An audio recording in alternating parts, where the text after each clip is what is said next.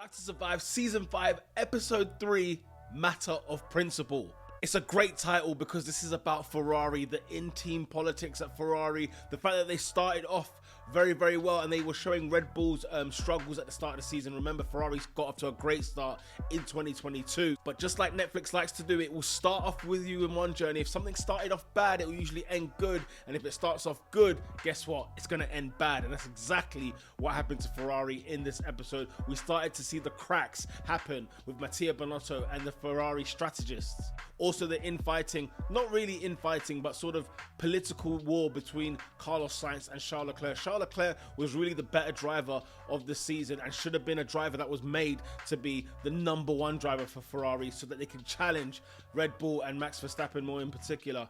But for some strange reason, race after race, they kept flopping the base. They got to Miami and the whole census was, if Ferrari win here, then they will have the title in a chokehold. Great use of words by Will Buxton again. But I love the great suspense and importance that Netflix tried to portray in terms of the role Carlos Sainz plays, because he has to try and cover Max Verstappen, especially at the Miami Grand Prix. But for whatever reason, at the start of the race, Max Verstappen eats both Charles and Carlos Sainz into the lead, and Ferrari were left scratching. Then Will Buxton goes into this sort of bit about pitting under the safety car. So there was a safety car that had come out. I think it was, it might have been Ocon. I can't remember whose car it was that flopped. Or even Lando Norris, I think, got into an accident in Miami.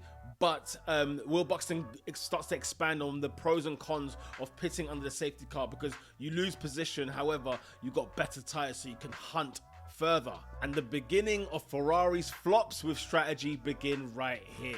They refused to pit any of the Ferrari drivers under the safety car. Red Bull pit Sergio Perez to try and cover off the Ferraris, and they done very well in doing so. Max Verstappen ends up winning in Miami, and remember, Red Bull not having a great start to the season. Max Verstappen then gets another win under his belt for the season. The title race is on, when really it should have been all Ferrari early doors. Cue it with me, people. What can go wrong will go wrong. Christian Horner couldn't believe it that Ferrari didn't even pit one car. I mean, that tells you something when your rivals are even questioning what on earth are you doing at the team. The cracks are starting to appear. Monaco Grand Prix then kicks off, and guess what Ferrari go and do? They pit both cars at the same time. Throwing away races here, Ferrari. They are flopping the base. Mattia Binotto, a man I really do love and adore, but he's absolutely costing Ferrari here. And Charles Leclerc's had enough. He's absolutely losing the plot with those guys. He says no words at the end of the race. He didn't want to speak to anybody because he was absolutely fuming. This is in Monaco, by the way. Then Baku, there's not been a great time for Ferrari. No fault of anybody, really. The car let themselves down. And then Max Verstappen wins again, this time in Baku. And it goes to show that there's ups and downs in a Formula 1 season. I love the way Netflix tries to portray everyone's story, that there's always good moments. There's also bad moments that come within a season. The season is a very long season.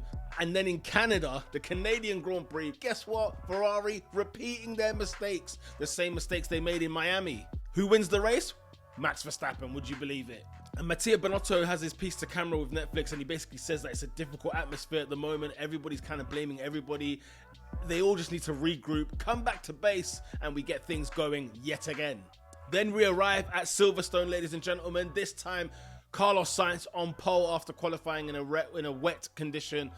Charles Leclerc starting a few places back in 3rd place. And as the lights go out, Max Verstappen absolutely eats Carlos Sainz at the start into turn 1. There's a big accident with Joe Guan Yu, which we saw in the other episode. So they restart the race. And guess what? Carlos Sainz again nearly losing the position, but this time he keeps it intact. You see Carlos Sainz getting emotional. He says, look, I had pole position. I lost it within 100 meters. This time round, I'm now being given another chance, a second lease at life. I need to make this one count. You start to see the pressure on Carlos Sainz. He stays in the car whilst everybody else comes out, because it's about 20 minutes or half an hour even before the race restarted. But Carlos Sainz says, look, I'm in my best place. When I'm in the car, I'm more comfortable, whereas the other drivers like to be out and relaxed and chill out and have to sort of regroup again. And Carlos Sainz proved to show that that worked better for him.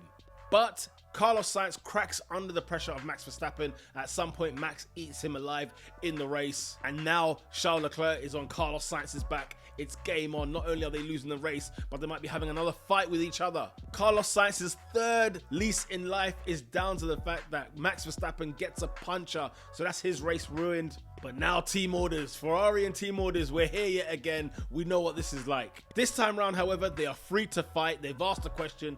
Charles Leclerc's asked, can I fight Carlos? Because he feels he's in a better situation. He's got more pace and they're free to fight. But guess what? Ferrari, you're flopping yet again. Safety car comes out this time. I think this is the Ocon one. Now, bear this in mind, Charles Leclerc's overtaken Carlos Sainz. They then pick Carlos Sainz and leave Charles Leclerc out to dry. They're doing it again. Who do they think they are? Skepta. But this time round, Carlos Sainz thinks he's going to take things into his own hands. He knows he's got the better grip, he's got the better tyre, and he goes and he hunts down for Charles Leclerc. He overtakes Charles Leclerc. Ferrari, yet again, flopping the base. Because remember, Charles Leclerc is the one that's actually fighting Max Verstappen for the title, not Carlos Sainz. But it is a happy moment for Carlos Sainz because he wins his first ever Grand Prix in Formula 1, and he was making the point that the first Spanish driver to win in Formula 1 since Fernando Alonso, and in that Ferrari. It meant a great deal. It meant a lot to Carlos Sainz. You could tell he was feeling the pressure. You could hear him on team radio. You could feel the emotion. But I love what Netflix do. This is what they're very good at. In one race, there's so much drama, and it's almost like, I remember watching the race last year thinking there was drama, but the suspense, the way that they put the packaging together, you realize there was so much more at this Silverstone Grand Prix. It was absolutely unbelievable stuff. Great TV for Formula 1. It was a win for Carlos Sainz, but it was a terrible day for Charles Leclerc. And Ted Kravitz wraps this up nicely. What a day for Ferrari, but they won with the wrong car. On to episode 4.